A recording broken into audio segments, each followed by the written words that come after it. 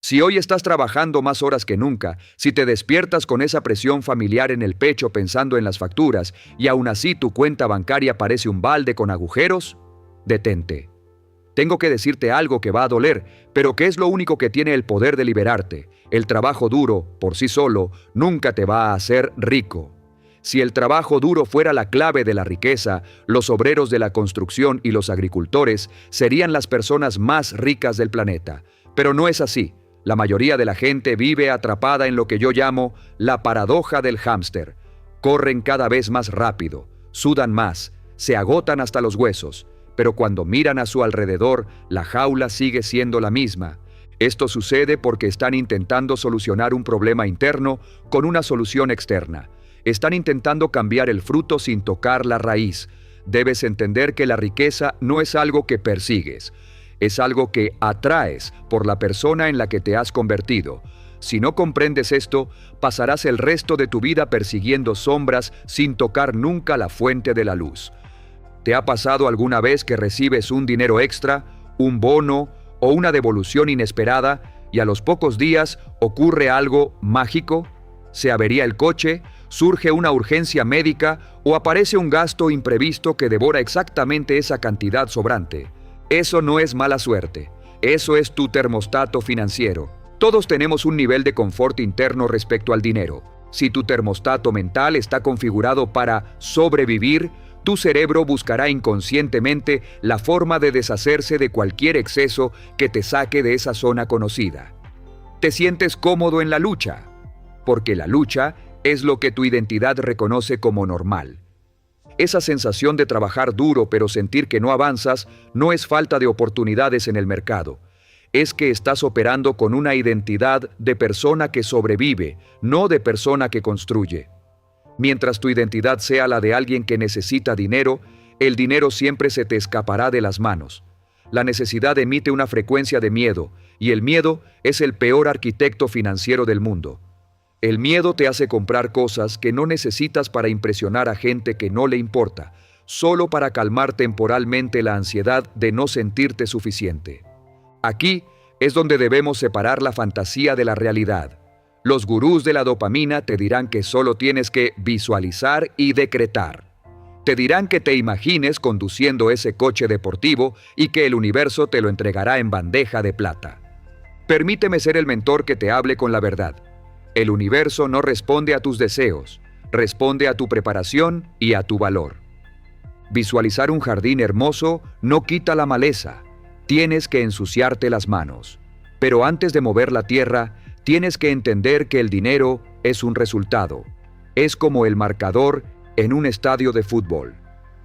Si no te gusta el marcador, no intentas cambiar los números del tablero a la fuerza. Lo que haces es mejorar el juego en el campo. Tu juego en el campo son tus pensamientos predominantes. Se dice que te conviertes en aquello en lo que piensas la mayor parte del tiempo. Si tu mente está ocupada un 90% del día en pensamientos como ¿por qué todo está tan caro? O ojalá me tocara la lotería, estás entrenando a tu cerebro para ser un experto en escasez. Te vuelves un radar que solo detecta problemas y limitaciones. Un millonario, en cambio, ha reconfigurado su radar para detectar oportunidades de dar valor. El dinero es simplemente el aplauso que recibes del mercado por resolver problemas a otros. Si no hay aplausos, es porque no estás resolviendo nada lo suficientemente importante. Hubo un tiempo en el que yo creía que lo sabía todo, tenía los títulos, tenía la ambición, pero estaba profundamente arruinado. Recuerdo estar sentado en el suelo de un apartamento que apenas podía pagar, mirando una pila de sobres con advertencias de cobro. Me sentía un fraude total. Me preguntaba, ¿cómo puedo aspirar a la grandeza si no puedo ni asegurar mi propia cena? Ese día comprendí la lección más dura y necesaria. Mi situación financiera era un reflejo exacto de mi valor actual en el mercado y de mi falta de disciplina personal. No era la inflación, no era el gobierno, era yo. Mi software mental estaba obsoleto. Estaba usando un sistema operativo de empleado temeroso para intentar navegar en un océano de libertad económica. Decidí que si quería que las cosas cambiaran, yo tenía que cambiar. Dejé de consumir noticias basura y empecé a devorar biografías de personas que habían construido riqueza desde la nada. Descubrí que todos ellos tenían un secreto invisible. No eran más inteligentes que tú o que yo, pero eran infinitamente más rigurosos con su mente. No permitían que un pensamiento de derrota o de autocompasión viviera en su cabeza ni un segundo. Entendí que el ahorro no es privación, es poder. Que la disciplina no es una cárcel, es el puente hacia la libertad. Tuve que matar a mi antigua versión, esa que se quejaba y buscaba culpables, para dejar que naciera el arquitecto de mi realidad. Porque esto no es una fórmula mágica, es un proceso doloroso de recableado mental. Llegados a este punto, tienes que elegir en qué lado de la línea vas a vivir. Por un lado, tenemos el arquetipo de la víctima. La víctima cree que el dinero es algo que le pasa por azar o por enchufe. Se queja de la economía, pero gasta lo que no tiene en placeres instantáneos que solo sirven para olvidar su frustración. Del otro lado está el arquetipo del maestro. El maestro entiende que el dinero fluye hacia donde hay orden, claridad y utilidad. El maestro no pide que la vida sea más fácil, pide ser el mejor. Sabe que el primer millón no se gana en la cuenta bancaria, se gana en la autodisciplina, en la lectura de ese libro técnico cuando preferiría estar durmiendo, y en la capacidad de decir no a un deseo presente para decir sí a un destino futuro. Detente un segundo. Piensa en esto. Si hoy perdieras absolutamente todo lo que posees, tu casa, tu coche, tus ahorros, ¿qué te quedaría? Te quedaría tu carácter, tu conocimiento y tu mentalidad. Eso, y solo eso, es tu verdadera riqueza. El resto son solo herramientas. La mayoría busca el resultado rápido, el golpe de suerte. Pero los pocos que ganan de verdad, los que mantienen su riqueza y la multiplican, son aquellos que primero buscaron el carácter. Porque una vez que transformas la estructura interna de tu pensamiento, la realidad externa no tiene más remedio que alinearse con ella. No se trata de lo que haces, sino de quién eres mientras lo haces. Si te gusta este contenido, suscríbete. Ahora que hemos limpiado el terreno mental, es momento de levantar la estructura. La mayoría de la gente ve el ahorro como un castigo, como algo que les quita placer hoy. Ese es el pensamiento del aparentador de riqueza. Para el constructor de patrimonio, el ahorro tiene un nombre mucho más poderoso. Es el sistema de defensa de tu ciudad interna. Imagina que tu vida financiera es una ciudad. Si gastas todo lo que ganas, tu ciudad no tiene murallas. Cualquier imprevisto, cualquier cambio en el mercado, la puedes saquear en una noche. Tu cuenta de ahorros no es dinero estancado, es tu ejército personal. Es lo que te permite decir no a un jefe abusivo o sí a una inversión de oro. Para construir este sistema, debes aplicar una ley inquebrantable. Págate a ti mismo primero. No esperes a ver qué sobra al final del mes para ahorrar, porque bajo la ley de Parkinson, los gastos siempre se expanden hasta cubrir todos tus ingresos. Si tienes 1,000, gastarás 1,000. Si tienes 2,000, mágicamente tus necesidades subirán a 2,000. Rompe el ciclo. Separa el 10% o incluso el 1% si estás empezando en cuanto recibas tu pago. Ese dinero entra en una cuenta que circula en una sola dirección, hacia tu libertad. Nunca se toca. Es el cimiento sobre el cual construirás todo lo demás. Aquí es donde los millonarios de primera generación se separan del resto. Se llama la teoría de la cuña.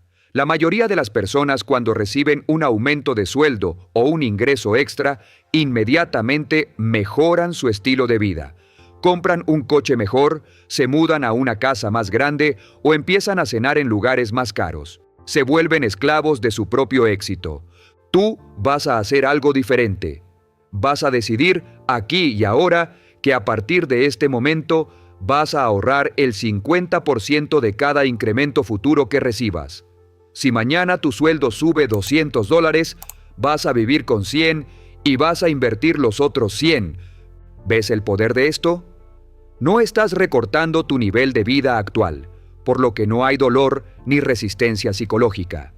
Simplemente estás limitando el crecimiento de tus gastos. Es una cuña que insertas entre tus ingresos y tus egresos. Mientras más ganes, más ancha se vuelve esa cuña.